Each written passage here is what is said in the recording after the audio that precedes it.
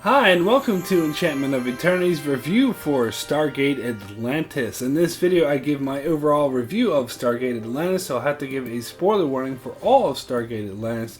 If you haven't seen the entire series, you may not want to watch this video, otherwise some things may be spoiled for you.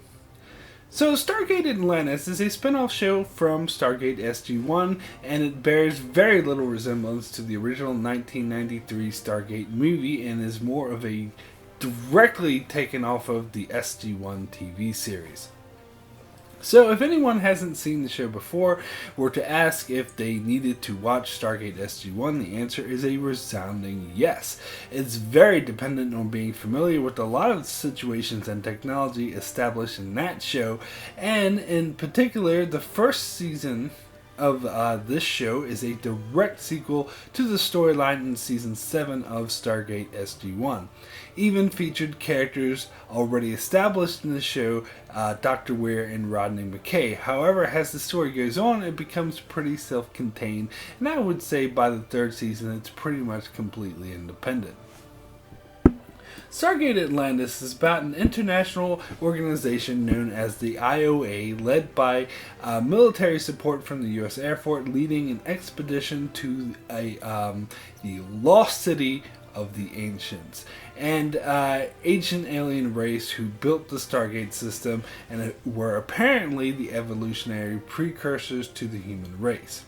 The Ancients have since ascended to a higher plane of existence, leaving their corporeal bodies behind, but they have also left behind a lot of advanced technology like the Stargates, and apparently a vast technological advanced city that used to be on Earth but is now in another galaxy.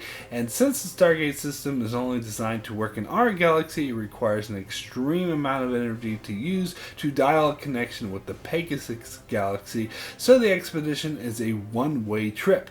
So they arrive in the vast alien city known as Atlantis, but find themselves trapped in that galaxy. They discover that the galaxy is overrun by an alien species known as the Wraith that feed off of human beings. So they allowed humans to exist and saw small settlements throughout the galaxy for the purposes of culling them like cattle, but do not allow them to make any significant technical advances.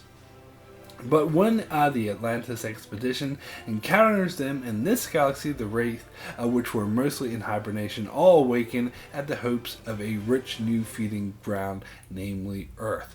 So the galaxy soon comes overrun by them, and the Atlantis expedition must deal with the growing threat while exploring their own alien city, which they gain technology from and learn to control, while also establishing relations with native peoples of the galaxy who for some unknown reason all speak English.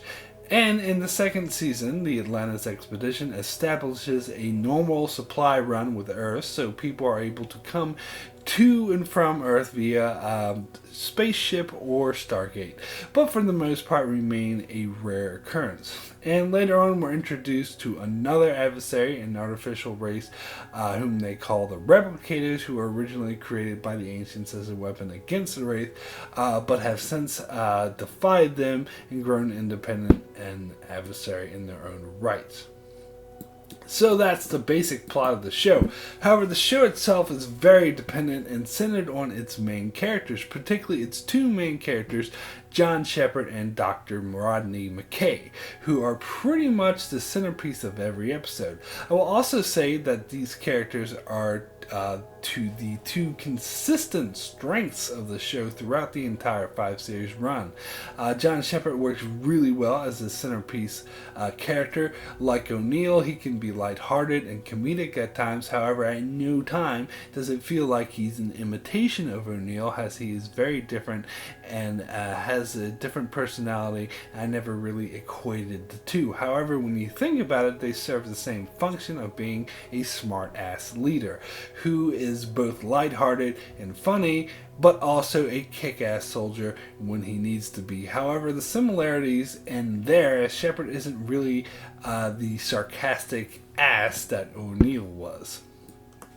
And then there's Rodney McKay, who first appeared on Stargate SG-1 as a villain, or maybe not a villain as such, but a hindrance that was brought in by the villain character. The whole point of McKay is that he was, annoying and contradictory, which is what made him a hindrance. So when I first heard that they were going to make him a main character, I had my doubts. However, surprisingly, they really made him work, and he did in fact come off as annoying, but humorous, and a huge asset rather than the hindrance, as he used his genius to get, the heroes out of trouble at the last second. And his whining only added to his character, as the show created a lot of running jokes with him, like him being highly allergic to citrus fruit and being highly paranoid because of this. In fact, if I may be so bold, I'd say he was the main high point of the entire series, and I actually preferred his computer genius character to that of Samantha Carter in SG-1. They also eventually played the relationship between Sheppard and McKay as a very strong and very entertaining one. This was also one of the high points of the series. Now, it's the rest of the characters that could be a bit problematic, mainly because they would keep killing them off and replacing them.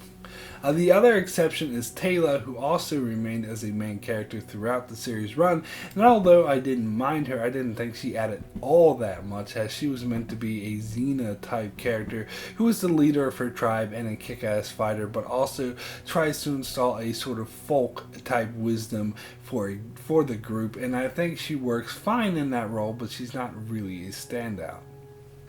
However, the other characters kept being changed, and quite frankly, I see that as a major flaw in the show overall.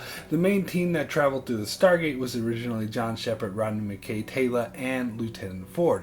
However, Lieutenant Ford left at the start of Season 2. Now, I'm not saying I'm a huge fan of Ford. In fact, I do agree he was the weakest link of the cast in the first season, as he was kind of just a generic foot soldier without much personality. But instead of trying to expand upon his character, they simply wrote him off the show and replaced him with Ronan, and to be honest, I was never a huge fan of Ronan.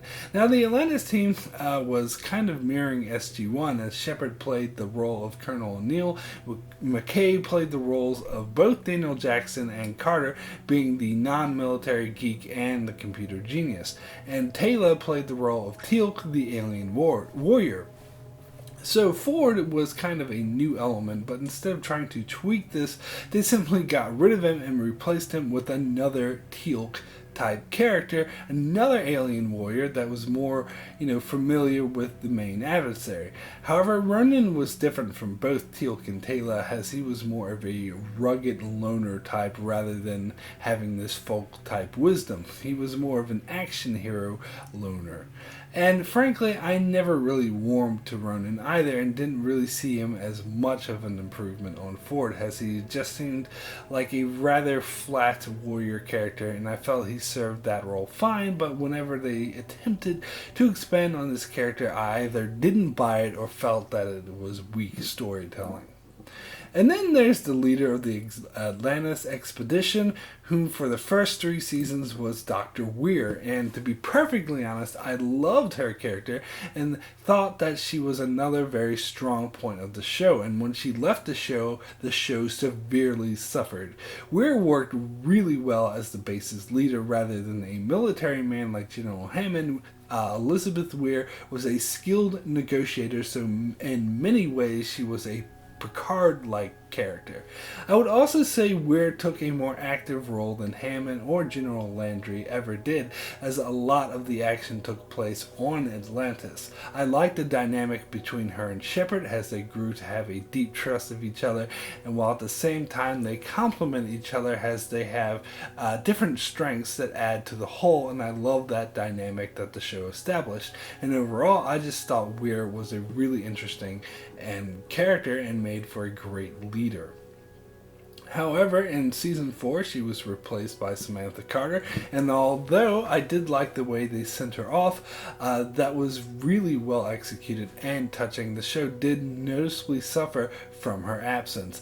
Now, I was always a fan of Samantha Carter, from SG1. However, I really didn't think she worked here because being the leader of a facility was never the role she played on SG1, so she didn't really seem like the same character at all. In addition, it seemed obvious to me that the writers themselves never really knew how she fit into the show, as she seemed to be incredibly underused during the one season that she was there for. So although I overall like her character, she never managed to fit into Atlantis and always felt out of place. So, she left in season 5 and was replaced by Richard Woolsey, who was another character from SG1 who was introduced as a villain, or at least a hindrance. In fact, he was originally introduced as an ally of the long-term villain, Senator Kinsey, and although he ended up helping General Hammond, every appearance after, including his appearances on Stargate Atlantis, he was a hindrance who often got in the way with his bureaucracy and by-the-books way of doing things. And personally, I thought he was absolutely terrible in this role. I never bought him as the commander of Atlantis, as he always was portrayed as someone who was in over his head, and his relationship with the others, particularly with Sheppard, felt incredibly forced, and I did not at all buy their relationship, and overall felt having him as the base leader severely reduced the quality of the entire show. And then we have a bunch of reoccurring supporting characters, including Dr. Beckett, which is yet another example of a character that got killed off halfway through the series, as he died at the end of the 3rd season in an awesome episode, but it sucks that he left the show. Dr. Beckett, the Scottish doctor, was a very interesting and often comedic character who added a lot to the show, and his friendship with Rodney was another one of the high points of the show. However, they replaced him with Dr. Keller, played by a Firefly alumni, and she was fine. I probably liked Dr. Keller just as much as Dr. Beckett, maybe a bit less, but it's just another example of the show cycling through too many characters. I know in the case of Weir and Carter, the actress wanted to leave the show, so there was nothing they could do about it, but with Beckett, it was totally the writers' ideas. And then they realized their mistake and brought Beckett back as a clone in season 4 for a couple of episodes, who became a regular recurring character in season 5, and I'm sorry, but that storyline was lame. A clone? Really? Give me a break. They simply shouldn't have killed him off in the first place. But we also had Dr. Zelenka, who was a great supporting character and actually made it through all 5 seasons. He was another computer genius that gave Rodney someone to play off in that regard and be in competition with, and someone who could fill Rodney's role when he was off on mission. So I really liked him and thought he worked really well for the show. Plus, having Beckett from Scotland and Zelenka from the Czech Republic made it feel more international, so I quite liked that as well. And in the 2nd season, they introduced the recurring character of Colonel Cogwell, who commanded the spaceship that would often go back and forth between Atlantis and Earth, who was played by the same actor who played Skinner on The X-Files. In fact, Cogwell came off a lot like Skinner, a hard-ass who was ultimately an ally. So I liked him. I thought he added a nice dynamic to the show as well. So now, let me break this down by seasons. I recently watched a YouTube video where the reviewer said the opposite of what I'm about to say, but I don't care because this is how I feel the show breaks down. So as I said, with Stargate SG-1, every season was either a 7 or an 8. It was pretty consistent throughout its 10-season run. Pretty much the whole time, it was pretty good, but never great. Not so with Atlantis. Atlantis was quite different in that regard, as there is a clear decline, as I felt that it started out really great with an amazing season, but got progressively worse with each season. First, we got season 1, which brought on a close sense of community as the Atlantis expedition was trapped out there with no contact with Earth and no way home, giving it a sort of Star Trek Voyager feel. I felt this really raised the stakes and made you care about the community. It had a lot of memorable episodes, even the ones that weren't particularly great. I felt they each had their own distinct feel to them, and frankly, if you've seen my Atlantis top 10, you'd notice most of my favorite episodes were in the first season. So my rating for season 1 out of 10 is a 9. Excellent. Then you have season 2, which I felt was still good as it brought in a new dynamic with Colonel Cogwell and the Prometheus constantly visiting Atlantis, which brought on a pretty interesting dynamic. And Major Sheppard got promoted to Colonel and made the official military leader of the base. So it was interesting playing with this new dynamic, and it had some memorable episodes as well. So my rating for season 2 is an 8, extremely good.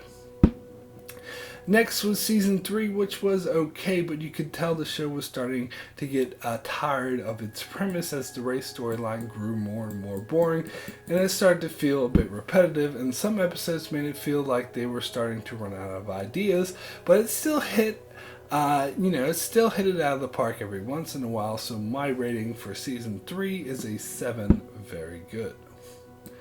After that, season 4 is where the show very noticeably dips in quality. They seem to be rushing through the plot. As I mentioned earlier, the show suffered greatly from the loss of Dr. Weir, and Carter never actually really fit in, and the quality of the episodes dipped considerably. If you notice, most of my episodes in my bottom 5 least favorite episode list were from season 4, but again, it still had some great ones every once in a while, so my rating for season 4 is a 6. Good. And finally, we had season 5, which, as I mentioned earlier, suffered the most from having Woolsey be the base commander, which was just awful. He never fit in. At this stage, Rodney and Sheppard were the only things keeping this show afloat. They totally jumped the shark on the Wraith storyline, as I no longer cared about them at all, but it did every once in a while turn out some amazing episodes, some of my favorite of the series, so I can't say it was an altogether bad season. So my rating for season 5 is a 5 average. So let's examine some of the themes and plots and features of Stargate Atlantis, as I find several flaws inherent in its premise, the biggest one of them all being the Wraith, who frankly I was never into and at best felt were an average villain, although in character they were very different from the Goa'uld, as the Goa'uld wanted to conquer and enslave the galaxy and were worm-like parasites who took human hosts and impersonated gods. The Wraith just, kept humans around like cattle as a food source and rule the galaxy through fear, and are basically scary monsters that suck the life force out of you with their hands. So quite different, but they serve the same basic function. I talked about this a bit in my SG-1 review, how it seems like the showrunners are incapable of telling good stories without relying on the fallback of having a seemingly unstoppable enemy that runs the whole galaxy, whom the heroes seem powerless to stop, and so every storyline gets a bit repetitive in that regard. I didn't particularly like the Wraith either, as even more than the Goa'uld, they came off as two-dimensional, cliched bad guys without much dynamic.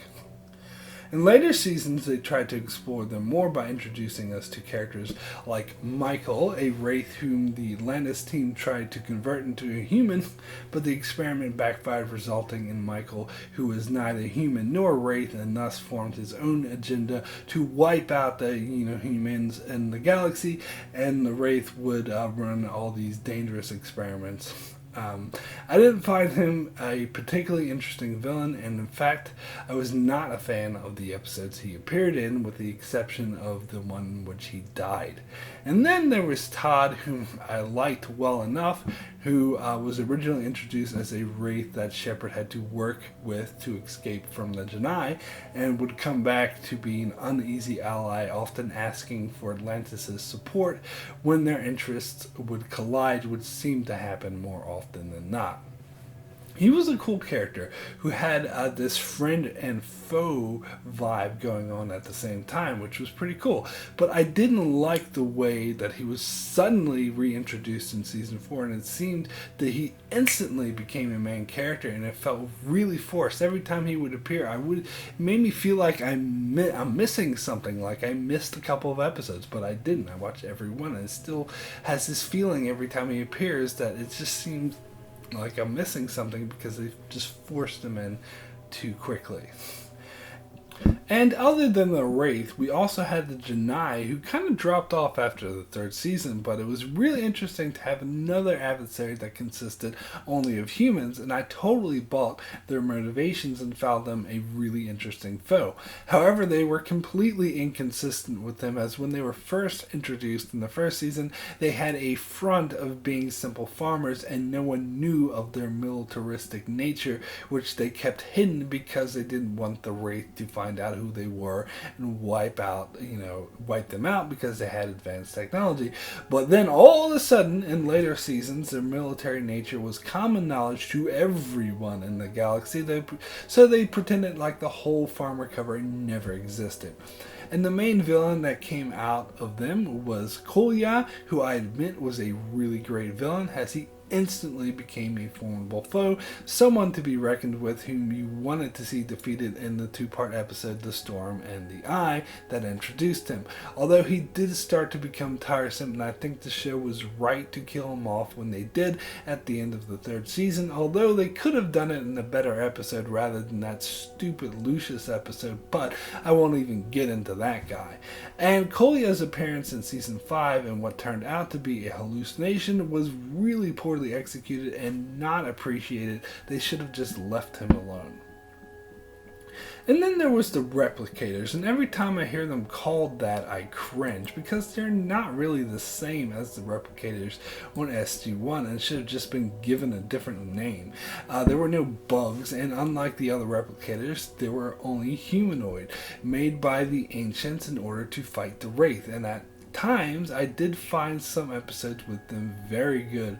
Overall, I didn't really think they worked as a villain, and the show would have been better off without them. And in season 4, where the Atlantis crew turned their programming to defeat the Wraith back on, they came up with this ridiculous storyline about the Replicators wiping out human populations in order to hinder the Wraith by eliminating their food source. I'm sorry, but that is a really stupid tactic, and I did not buy that for a single goddamn second that the Replicators would actually do this. The show just needed an excuse to make the Replicators even bigger threats than the Wraith so that they'd be forced to work with the Wraith to defeat them, and it reeked of plot convenience. So other than the villains, the show had other unique features like the Puddle Jumpers, and to be perfectly honest, I cringe every time I hear that name. It's so stupid, Puddle Jumper. In the first episode, McKay refers to them as a gate ship, which is much, much, much, much better. But Sheppard doesn't like it and overrules him and calls it a Puddle Jumper. But I'm sorry, I am completely with McKay on this one. Gate ship is more straightforward. It describes exactly what it is. Puddle Jumper is just pretentious sounding. But whatever. At any rate, I imagine that scene was modeled off of an actual argument that they had in the writer's room, and whoever shouldn't have won out.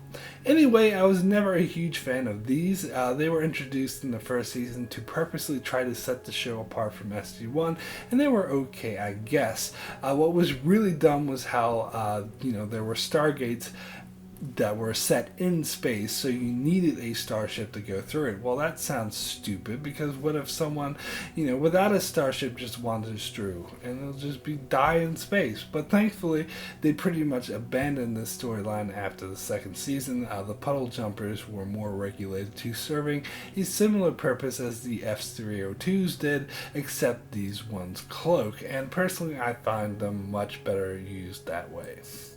And overall, many of the villages and other human cultures that they would meet in the show were just generic, cliched villagers who were all simple and acted all the same, and they all spoke English. This really reminded me of the villagers from Xena Warrior Princess or shows like that. In fact, many aspects of the show felt like a syndicated show rather than a complex, richly developed drama like, say, for example, I don't know, Stargate Universe, which is why I literally just want to go cry in a corner for all of humanity whenever I hear someone say that this show was better than Stargate Universe. But that's something I'll get more into in my review for that show.